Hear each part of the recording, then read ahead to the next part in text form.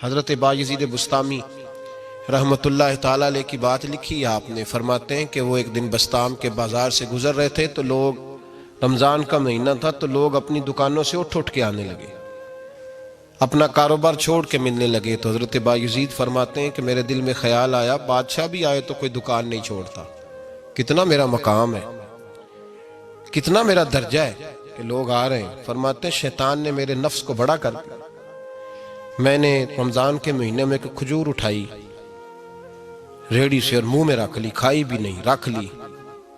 لوگ کہنے لگے دفع کرو، یہ بھی کو بلی ہے، روزہ ہی نہیں رکھا ہوا۔ فرماتے ہیں لوگوں نے مجھے برا کہا، میں دنیا سے ٹوٹ گیا پر میرا اپنے رب سے رشتہ مضبوط ہو گیا۔ میں اس دن جا کے رویا اس کی بارگاہ میں۔ تو یہ جو ہے نا تعریف کا چکر، شیخ سعدی فرمایا کرتے تھے لکڑی کو گھن کھاتی ہے اور بڑے لوگوں کو تعریف کھا جاتی ہے۔ بڑے لوگ جو تھے نا پرانے بادشاہ، انہوں نے قصیدے پڑھنے کے لیے شاعر رکھے ہوئے تھے، چودھری، سردار، رئیس، سیٹھ، ان لوگوں کو کون سی چیز خراب کرتی ہے؟ وہ لوگ آگے گزر جاتے ہیں جو ان کو چودھری کہہ کے سلوٹ کرتے ہیں، چودھری صاحب پیچھے رہ جاتے ہیں، وہ تو بنا کے چلا گیا، اسے کام نکال کے چلا گیا۔ تو کبھی بھی زندگی میں تعریف کی خواہش پیدا نہ کریں، اور صوفی تو تعریف کراتا ہی نہیں، درویش تو تعریف کراتا ہی نہیں۔ وہ کہتا ہے مجھے بندوں کی تعریف سے کیا غرض، میں نے تو وہ والی تعریف کرنی ہے جو میرا رب میری کرے گا، آخرت کی طرف توجہ۔ تو تعریف پر غور نہ کریں، تعریف کی خواہش نہ کریں، لیکن ایک بات ضرور دل میں پیدا کریں، یہ ضرور سوچیں کہ اچھے بندے اور مخلص لوگ، شریف لوگ آپ کے بارے میں رائے کیا رکھتے ہیں، یہ ذہن ضرور بنائیں۔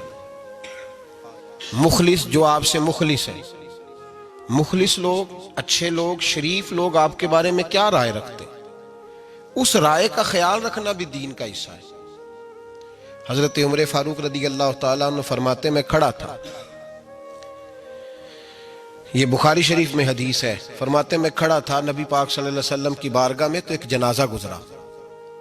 جنازہ جو اٹھانے والے تھے نا، وہ کہہ رہے تھے کہ یہ بڑا ہی اچھا انسان تھا، اس نے غریبوں کی خدمت کی، دین کی نوکری کی، لوگوں سے پیار کیا، ماں باپ، بہن بھائی، رشتہ دار، ہر ایک کے لیے اس کا رویہ اچھا تھا۔ فرماتے ہیں نبی پاک صلی اللہ علیہ وسلم نے جنازہ اٹھانے والوں کی بات سن کے فرمایا واجبت، اس پر واجب ہو گئی۔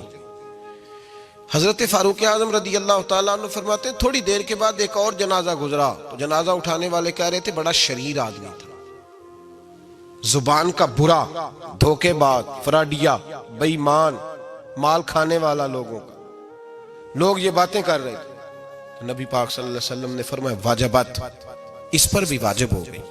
حضرت عمر کہتے ہیں جنازے گزر گئے دونوں، میں نے عرض کی یا رسول اللہ صلی اللہ علیہ وسلم، جس کو لوگ اچھے جملوں سے یاد کر رہے تھے اس پر بھی واجب ہو گئی، اور جس کو لوگ برے جملوں سے یاد کر رہے تھے اس پر بھی واجب ہو گئی۔ تو محبوب نے وہاں لفظ ارشاد، یہ بخاری کے لفظ ہے، فرمایا انتم شہداء اللہ فی الارض، فرمایا عمر تم لوگ زمین پر میرے اللہ کے گواہ ہو، تم لوگ، چونکہ اشارہ حضرت عمر کی طرف ہے تو اس سے مراد نیک لوگ، اس سے مراد پرہیزگار لوگ، اچھے لوگ۔ انتم شہداء اللہ فی الارض، تم لوگ زمین پر اللہ کے گواہ ہو۔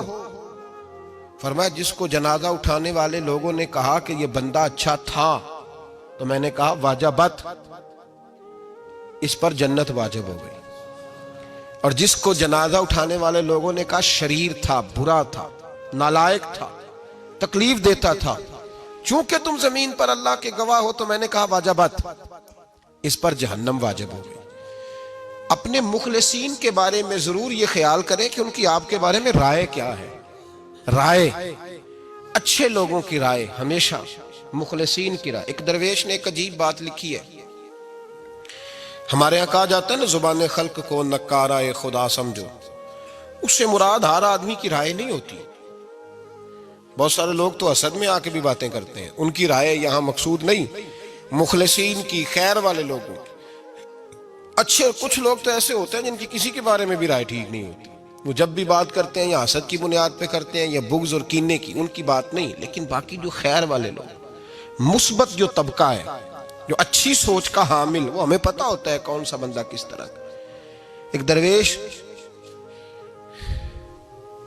کہتے ہیں کہ ایک دفعہ طوفان آ گیا ہماری بستی میں، تیز طوفان